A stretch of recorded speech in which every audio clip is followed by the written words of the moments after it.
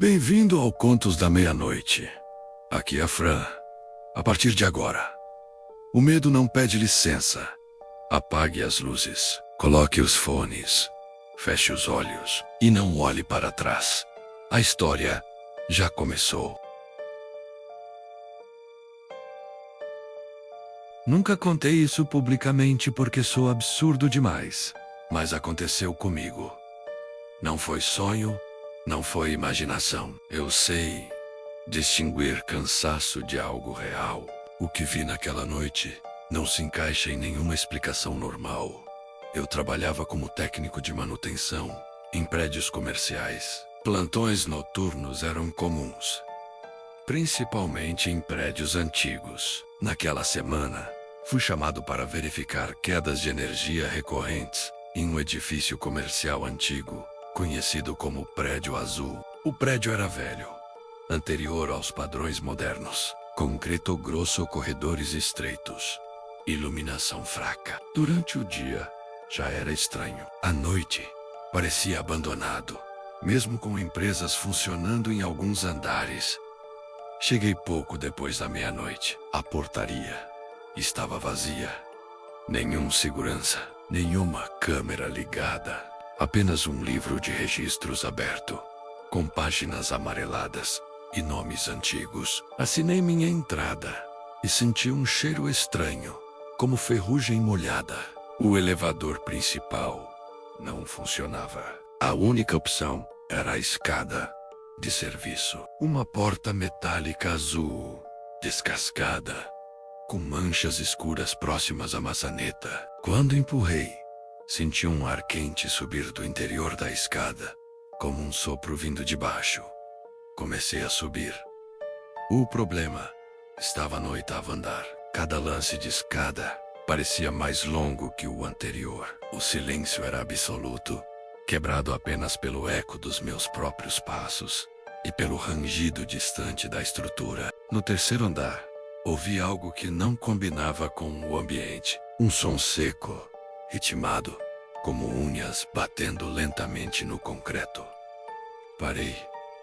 O som continuou vindo de cima. Convenci a mim mesmo que era a dilatação do prédio. Continuei subindo. No 5º andar, o cheiro mudou.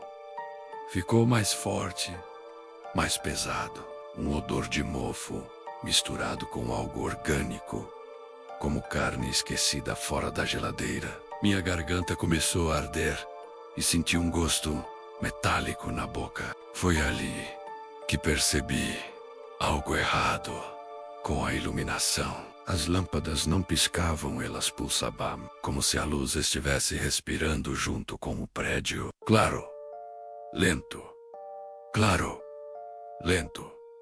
No 6º andar, vi marcas na parede da escada. Arranhões profundos, irregulares, como se algo tivesse sido arrastado com força. Não eram recentes. Pareciam antigas, cobertas por camadas de tinta mal aplicada.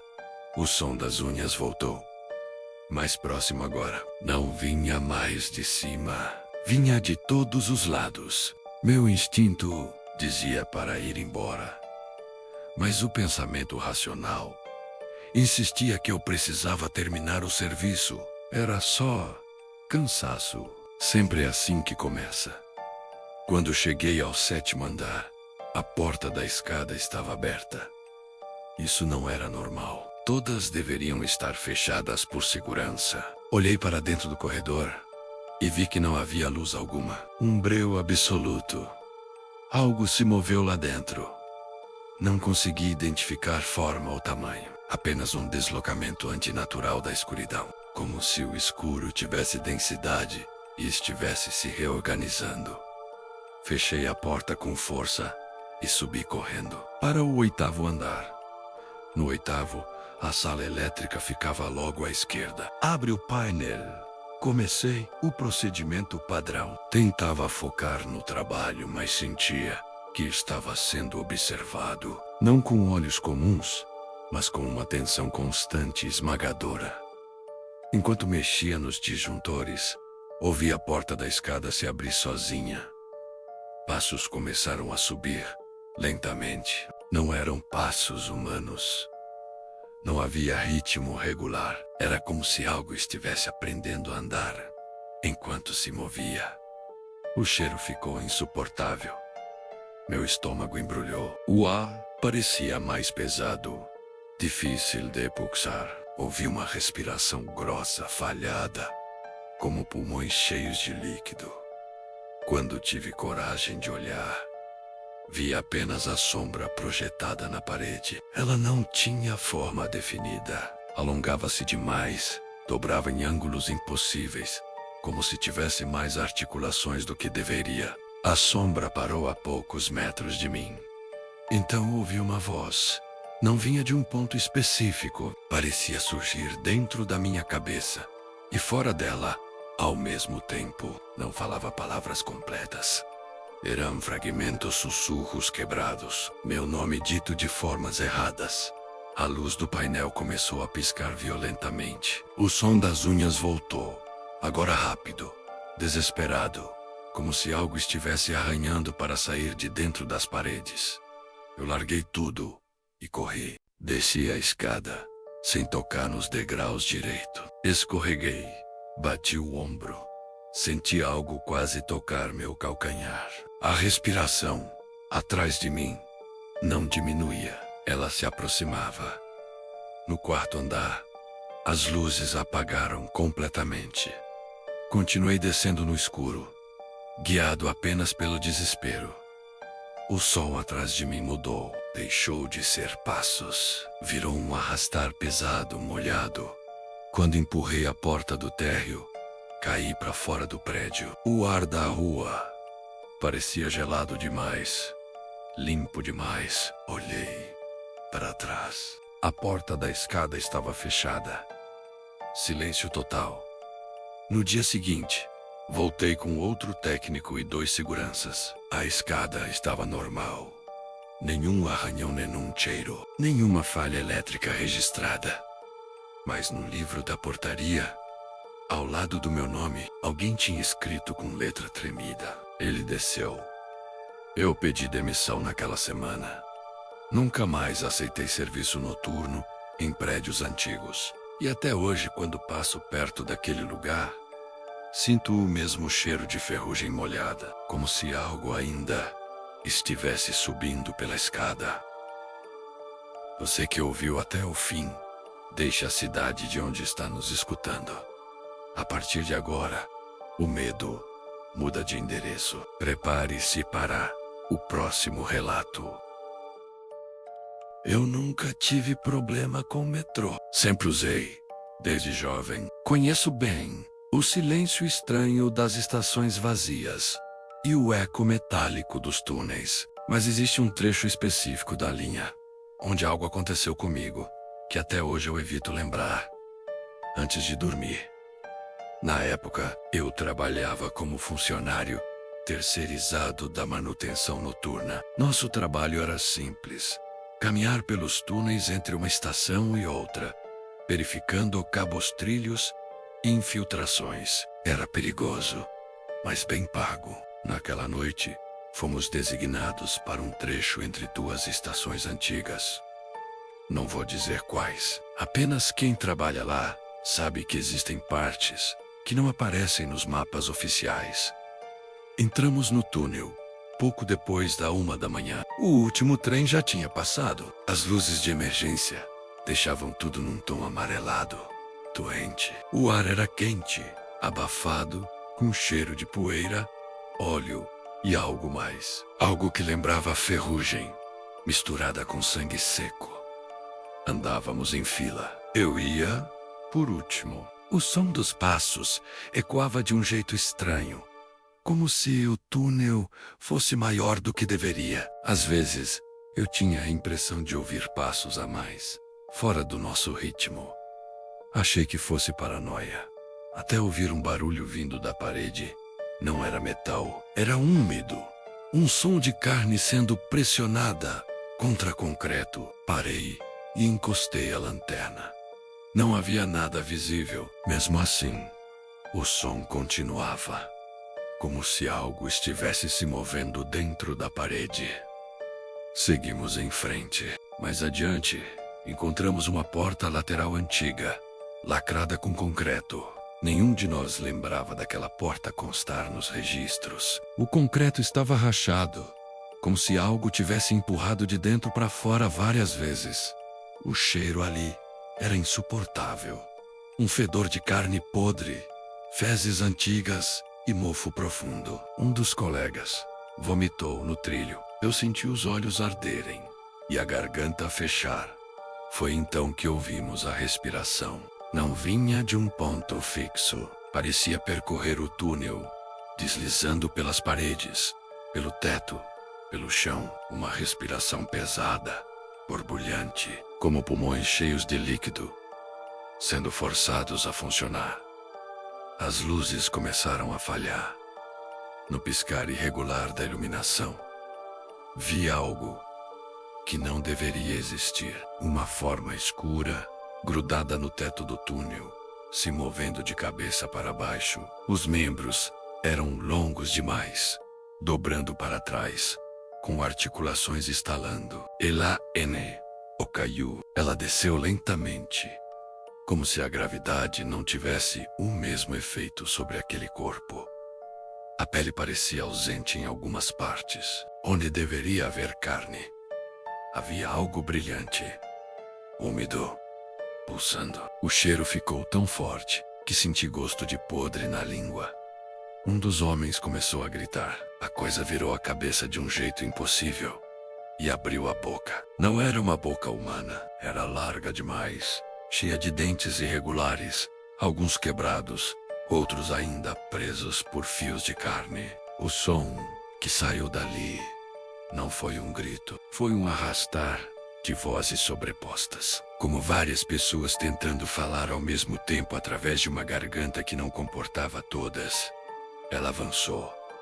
Não correu, se arrastou pelas paredes, rápido demais para algo daquele tamanho. Ouvi o som de ossos sendo esmagados quando alcançou o primeiro homem. O grito dele terminou em um estalo seco.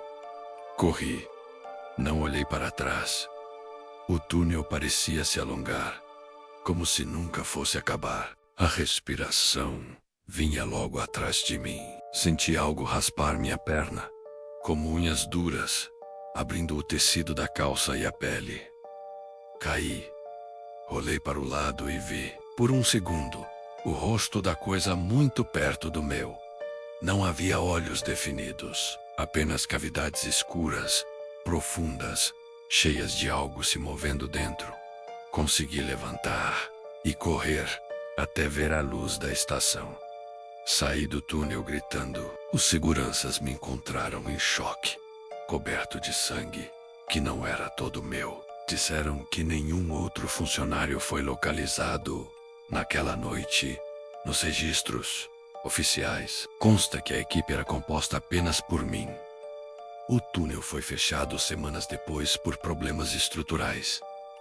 Mas às vezes, quando passo de metrô por aquele trecho, sinto o trem desacelerar e ouço algo se arrastando lá fora, acompanhando o vagão, como se estivesse esperando outra oportunidade de sair. Se o silêncio aí do seu lado ficar estranho, o passe. Este é só mais um relato. Eu trabalhei por quase 2 anos como maqueiro em um hospital público antigo. Plantões noturnos eram comuns, e quem trabalha nesse horário aprende rápido que o hospital nunca dorme. Mesmo quando tudo parece silencioso, sempre tem algo acontecendo. Aquele hospital tinha alas fechadas há décadas, andares inteiros fora de uso, oficialmente em reforma. A verdade é que ninguém queria trabalhar neles. À noite, a equipe evitava até passar perto.